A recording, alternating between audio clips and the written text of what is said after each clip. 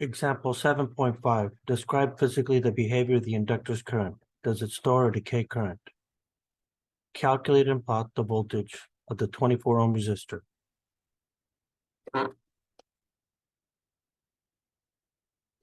So let's interpret the behavior of the inductive current.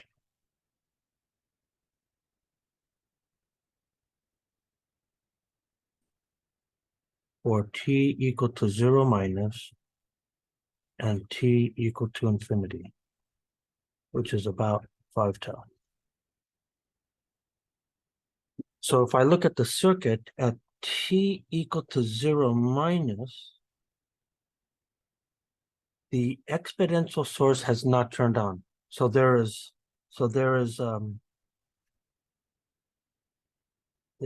no exponential source.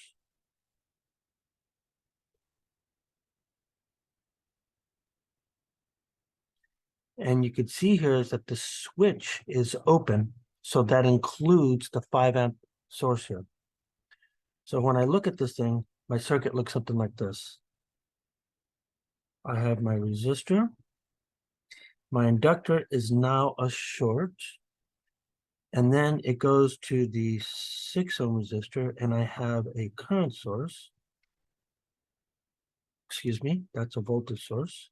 So I need a current source. And then over here, I have a 32 volt source. So when I look at my inductor current, you could see that my inductor current is going in that direction at 0 minus. Now, what I'm seeing here is that there are two sources that are actually adding to this inductor here. Now, the question is that, are they both adding or are they subtracting? And one way to look at this thing is to do a source transformation. So if I do a source transformation,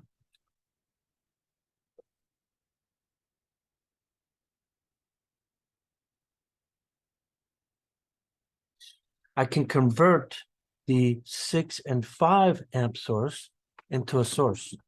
And so when I look at this thing, note that I'm going to combine resistors now. So then I'm going to get a 32 volt source. And then I combine the resistors. And then I have another source in the opposite direction. And this guy's going to be a 30 volt source. So when I look at the current, which is going to be flowing in this direction, for IL of 0 minus, you could see that this source, once I do a source transformation, it actually reduces the inductive initial current. So now, when I look at t equal to infinity, you can see here is that the switch is thrown and it kills off the 6 and the 5 ohm. It shorts it out. So we could say here is that the switch thrown shorts out the 6 ohm and 5 amp source. And also at t equal to infinity, the exponential source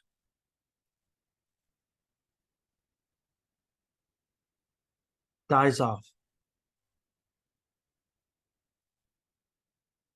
So what I really have is that I have one source, and this one source looks something like this here. So I'm going to have a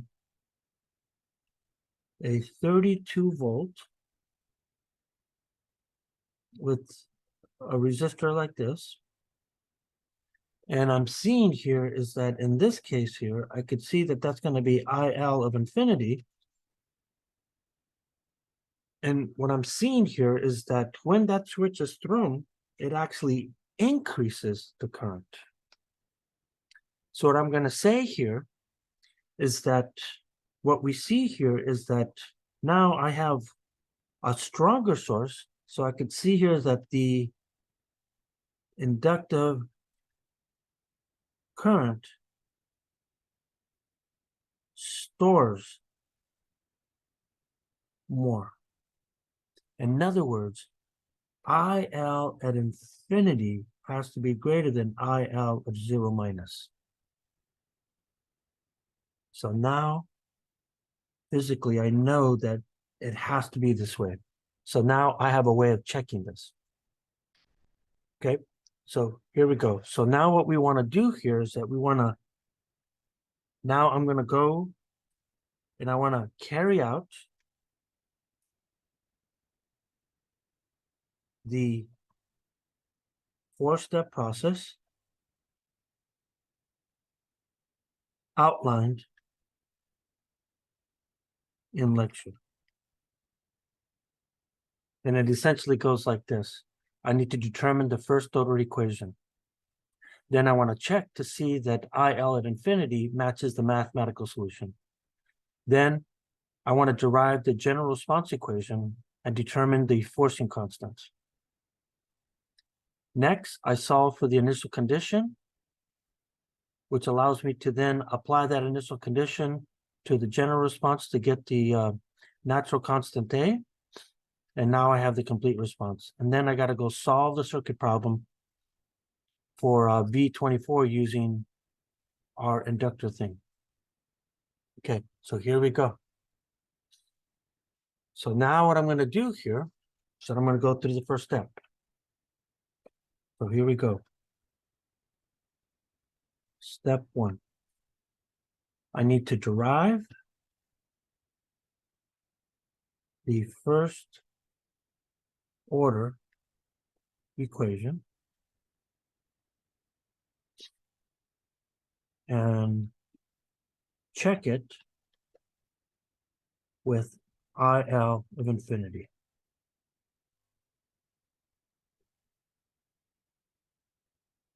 So here's my circuit. So now what do I see here? At this point, what I'm seeing here is that I'm seeing this. This guy has now, the switch has been thrown. So this guy does not exist. Now note that I have the exponential source and I have my constant source, and I can add those two sources together. So my circuit really looks like this now. What I see here is that I have one source, which is going to be 32 plus 8e to the minus 5t. And then I have a resistor. And then I have my inductor. So here's my 24 ohm resistor. Here's my 8 Henry inductor. And I see two things here. I see that I have an inductor current that's coming like this. Since this is a series circuit, I know that they all have the same current. And then this guy right here is going to be my inductor voltage right there. So now I'm going to apply the generalized KVL, which includes the voltage of the inductor here. So then if I do that, I can then go in and I'm going to go, so if I do this counterclockwise, or clockwise, excuse me, I'm going to get V24 plus VL. Now look at this.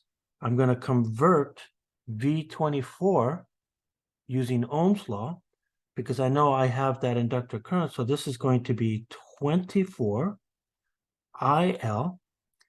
And then the voltage of the inductor must be the inductance value times the derivative of the inductor current.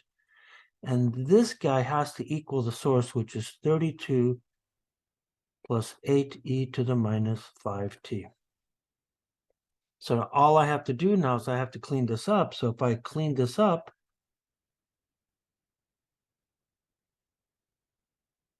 I'm then going to divide everything by 8. And if I divide everything by 8, I now get di dt plus 3il. And this will equal then 4 plus e to the minus 5t. So now I have my first order equation. So the first thing I want to do here is that I want to check it. Okay. I want to do a check to see if this mathematically matches the circuit at t equal to infinity. So I know that, so if I have, here's my mathematical check. So if I look at my mathematical check, at t equal to infinity, I know that the inductor current has to be a constant, which I'm going to define as B. So now I'm going to substitute that into the differential equation. So then this implies here that then at di infinity, this is dB dt plus 3b equals 4 plus e to the minus infinity is 0. So this immediately tells me that B, which is IL at infinity, is equal to 4/3 amps. Now I want to do a circuit check.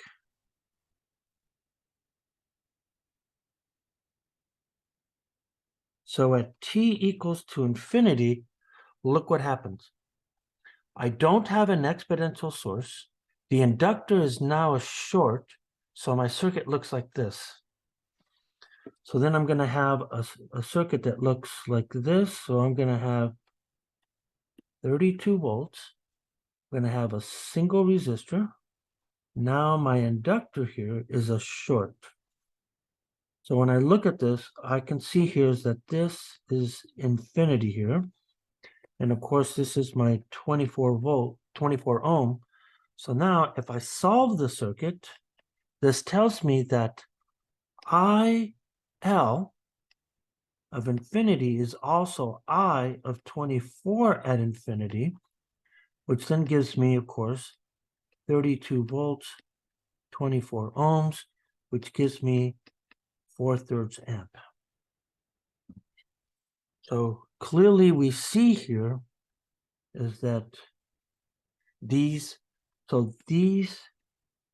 match, which tells us that it's past the first check. Okay, these match and pass the first check. So now I'm going to go to step 2.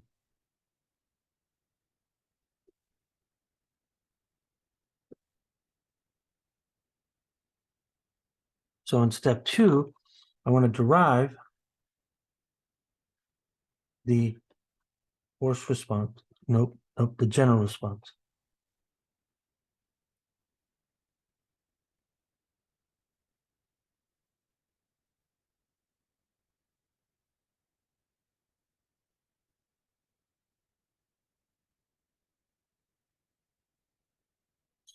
So here's what we know. From our first order equation,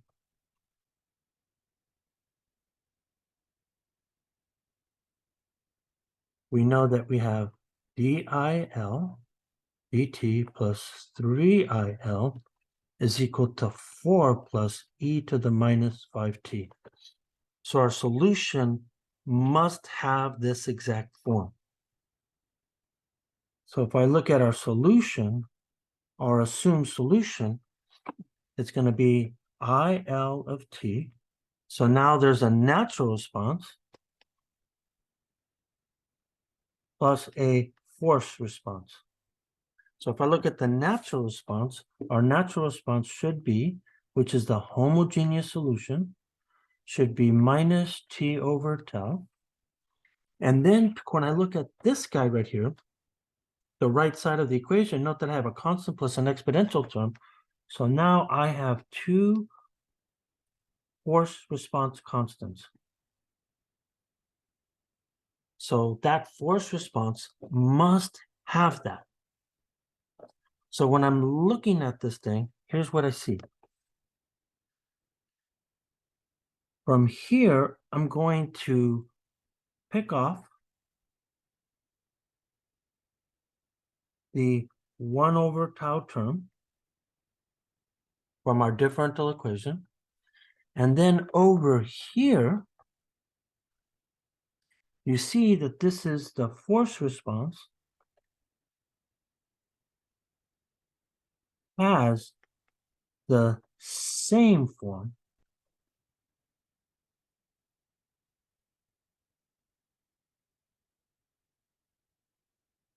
as the effective source. And the effective source is the term on the right. Okay, so that's our assumed solution. So now what I got to do here is that I got to go do two things. So must do two things. One, I need to pick off 1 over tau, and two, I need to determine the force response constants. And those constants are B1 and B2. So let's go do that. So the first thing I'm going to do here is that I'm going to pick off the 1 over tau term. So when you look at what you see here is that the way you look at it is that look at the left side. So the left side reads di dt plus 3il, but this is also dx dt plus x over tau. So you could see here that 1 over tau has to be 3.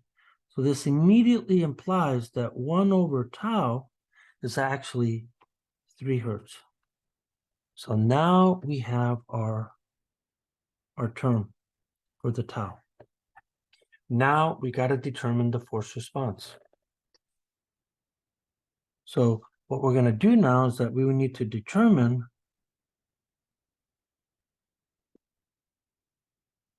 the force response constants B1 and B2 by substituting in the force response into the first order equation.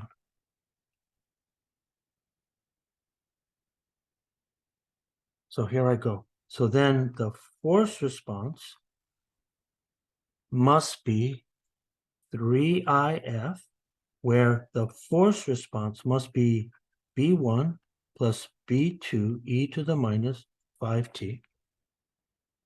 So if I do that, I'm going to take the derivative of this. If I take the derivative of this, note that I'm going to get the derivative, the first term cancels. The second one, I got to take the derivative of the exponential, which then gives me B2 e to the minus 5t. Then I got to put this into the linear term, so it's going to be 3 times B1 plus 3b2 e to the minus 5t.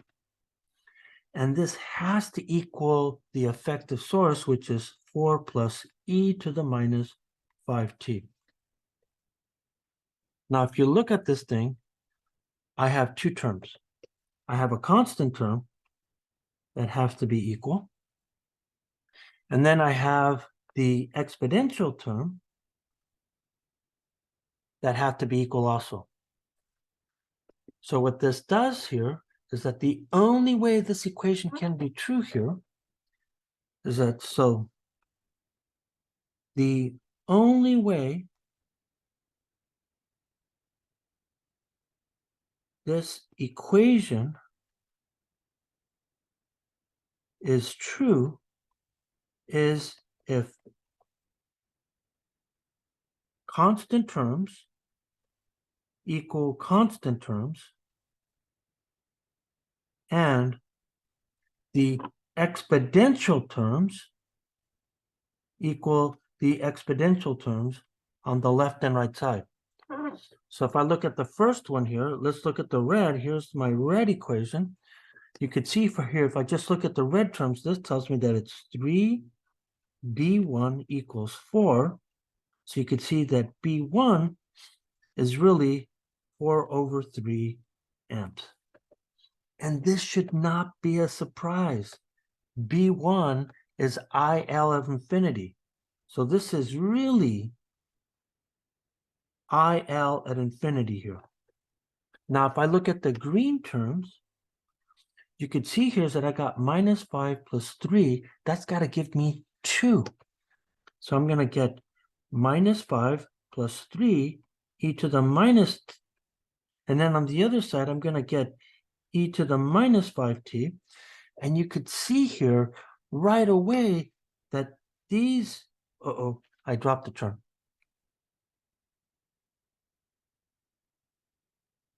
I forgot to include b2. So this is b2, and I get e to the minus 5t, and that equals e to the minus 5t.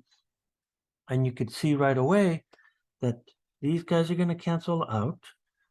And so I see here that then this tells me is that b2 is then going to equal to minus 1/2. So now I have my both of my forcing constants. So now when I look at this, the general response now looks like this. So I'm going to have IL of t. And remember, it's the natural plus the force. And the natural says it now reads a e to the minus 3t. And then my force response looks like 4/3 minus 1/2 e to the minus 5t. And this here is our general response. The reason why it's not the complete response, as you could see here, is that we need to calculate. We have to calculate A, the natural response constant A. So that brings us to step 3. So here we go. What we want to do here is that we want to solve for the initial condition IL of 0 minus. We want to calculate the natural response A constant and write out the complete response.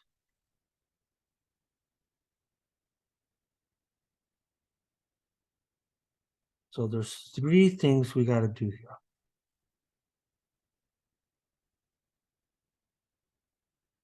So let's go look at our original circuit. And it looks something like this here. So our original circuit is this. So if I look at this guy, there's our circuit right here. Now at t equal to 0 minus, right? This term does not exist. And our inductor is now a short. So that means that this guy is now a short.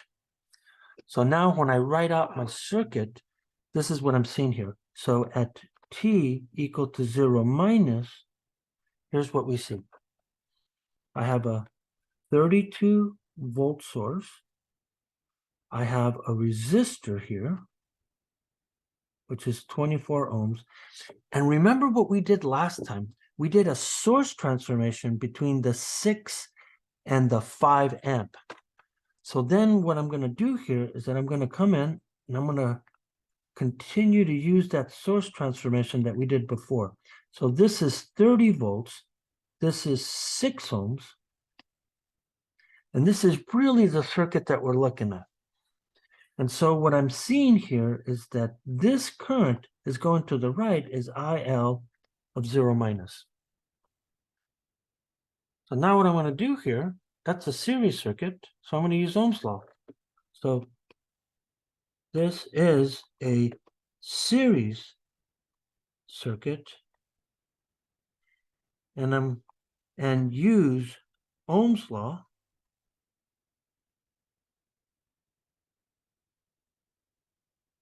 to compute IL of 0 minus. So if I do that, you could see that IL of 0 minus is going to be the voltage, but these have opposite polarities, and then the resistance should be 24 plus 6. So this is going to give us a current of 1/15 of an amp. So now I know my initial condition for IL 0 plus. So this is our initial condition. So now what I'm going to do here is that I'm going to apply that initial condition to our general response. Okay. So now here we go. So we're going to apply this initial condition to compute the natural response, a constant. So if I do that, I'm going to have IL of 0 plus, and I know that's already 1/15. So then I have A e to the 0 plus 4/3 minus 1/2 e to the 0. And so if I look at this thing, you could see here that if I now solve for A, I really have this equation. I have A, and then I'm going to get what? 1/15. And then I got to subtract both these constants. So I'm going to get minus 4/3 plus 1/2. And it turns out you get minus 23 over 30 amps for A. So you're seeing here that I have a negative A constant. So now I can put everything together here. So now the complete response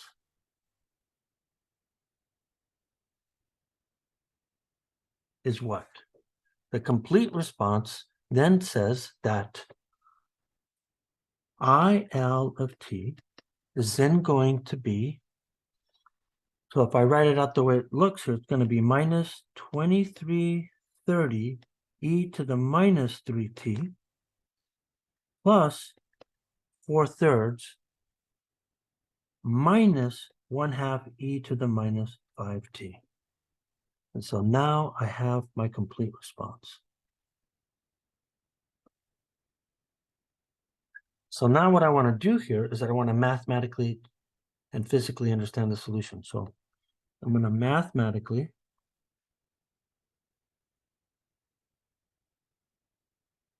and physically understand the solution. So if I do that, the first thing that I'm going to do here is this. There should be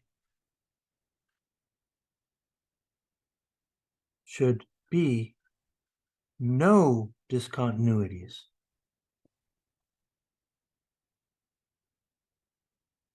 in IL of t, which implies here that IL of 0 minus must equal IL of 0 plus. So is that the case? We know that we just computed I of 0 minus, and we saw that that guy had to be what? It had to be 1 over 15. Okay, so here we go. So this is 1 over 15. So if I stick my solution into this thing at 0 plus, if I do the same thing, note that I'm going to get what? So now look what I'm going to do. I'm going to bring the constant forward. Then I'm going to get minus 23 over 30 e to the 0 minus 1/2 e to the 0. And when you compute this thing here, you can get 40, 23, 15 over 30. And I get, that's just getting a common denominator here. And you could see here that I get 40 minus 38, which is 2 over 30, which is the same as 1 over 15. So right away, we see that they match.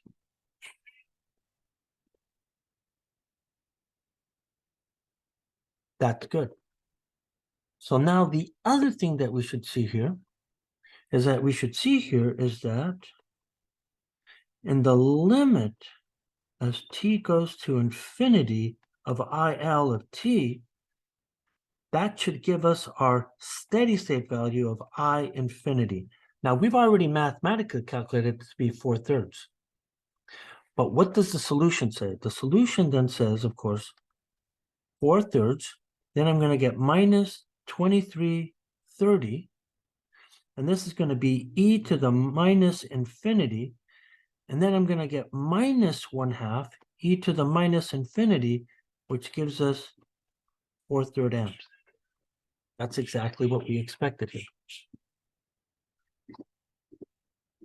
So now, another thing that we should look at, if we now look at the solution, so these solutions are more complicated.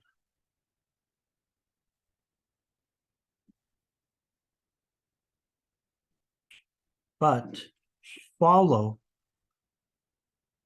the same idea. So what do I mean by that? Look at the solution now. So if I look at IL of t, this is going to be 4/3 minus a negative quantity, which will be 23/30 e to the minus 3t plus 1/2 e to the minus 5t. Now remember what that minus sign said here. This guy is the final steady state. This sign right here tells me that there's going to be an increase. That's what that minus sign. And then in some crazy way, this is going to tell us by how much it increases. So now if we look at this thing, here's what we see here. If I now plot this, so plotting this, I get the following thing. I have my curve that looks like this. I know that this is IL of t, and of course this is time. So the first thing that I'm going to see here is that I'm going to come into this value here. IL of 0 is 1/15 of an amp. So I know that I have a constant current right here, like this. And then what happens here is that this guy's going to jump up. And it's going to jump up all the way up to here. And as it jumps up all the way up to here, we know that this guy has to be the exponential term. So this has to be IL of infinity, which is 4/3 amp. And what you're seeing here is that that current, because of that minus sign, you're seeing that there is an increase, right? There is an increase in current flow, which is exactly what that solution actually tells you right there. And it looks like it's about 19/5. No, that's not correct. So if I look at this jump right here, that current increase should be what? It should be, so if I do that, that's going to be 20 minus 1 over 15. It's going to be 19/15 amps. So that's how we get that value. So now let's go solve the circuit problem. So what I'm going to do here in this last step here, I want to solve the circuit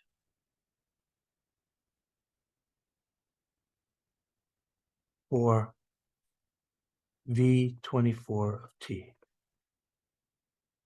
So that also implies that I have to plot and interpret it.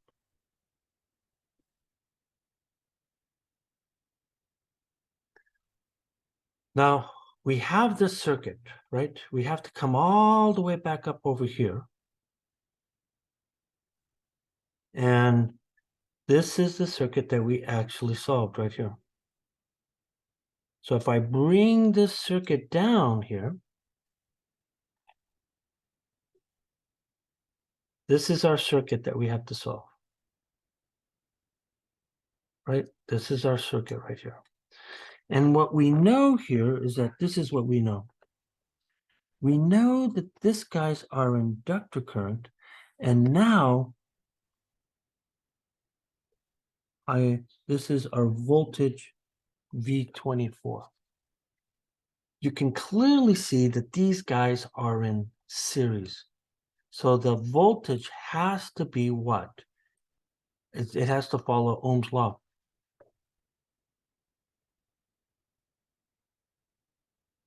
So from Ohm's law,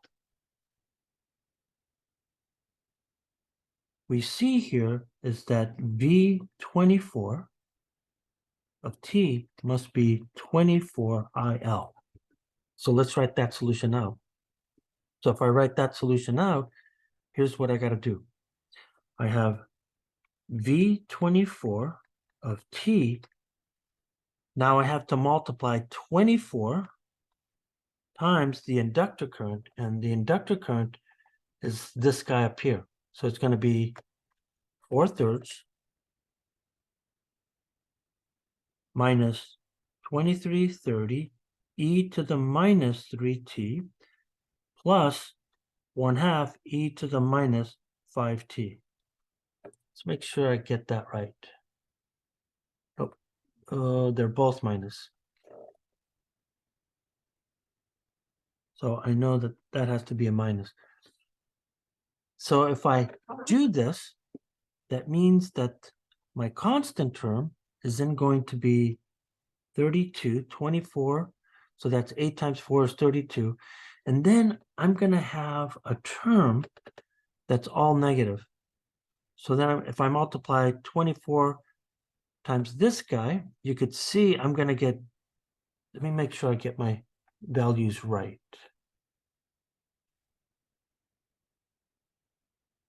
Yeah, so the first term that I'm going to get is going to give me an odd number, which will be 95 divided by 5 is e to the minus 3t, and then I'm going to get 12 times e to the minus 5t. So again, if I look at this thing, it has the same form. So this guy is V24 of t. So before anything, I want to box this thing here. So what are the key things here? One, this is, again, the final steady state. And this guy right here tells me that there's an increase in voltage. And of course, the squared term is going to tell you by how much, but it's tricky to actually look at that thing to find out what's going to happen here. Now, because this is a resistor, one would think that there's a discontinuity, but I would think that there would be no discontinuity. So let's look at this thing here. And the reason why I don't think there's going to be a discontinuity is because the inductor is in series with the 24 ohm resistor. So, but we should never trust that. So here we go. So is there a discontinuity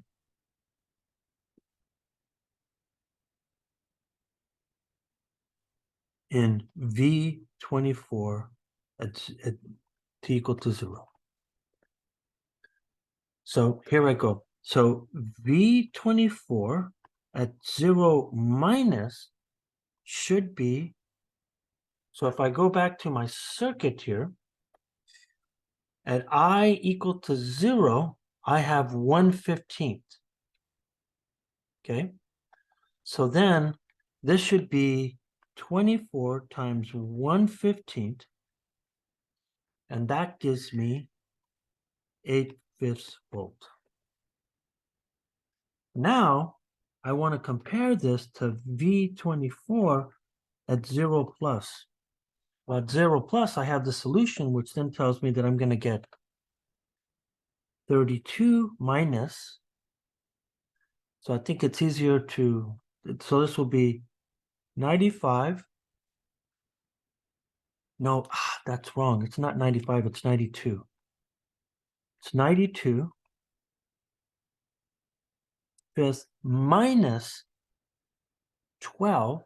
And if you compute this, you're going to get a value of 8/5 of the volt 2. So when I compare these two, you could see here is that there's no discontinuity.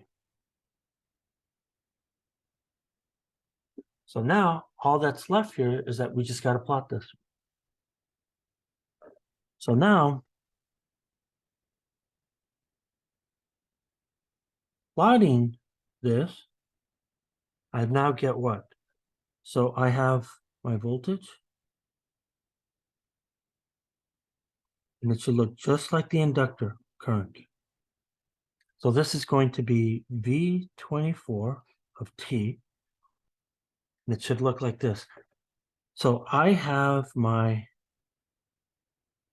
voltage V24 of 0 minus, it's going to be 8/5 volt. So you can see that's about 1.5.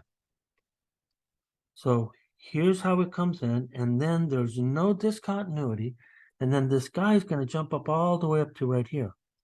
And this is going to be V24 at infinity should be 32 volts. So now if I look at this guy, it's going to look something like this here. So I can see how I have exponential increase in my voltage here. So when does it get to this 32 volts? So we typically say that occurs at 5 tau. So let's calculate what that value is. So tau is equal to 1/3 seconds. And again, where do I get that 1/3 from? Look at it. There it is right there. There is the natural response term, exponential of -3t. So now that I have that, this then tells me then 5 tau should be 5 divided by 3, which is 1.67 seconds. So that means that this inductor is going to reach steady state in about 1.67 seconds. And again, the solution clearly shows that there's an increase in current.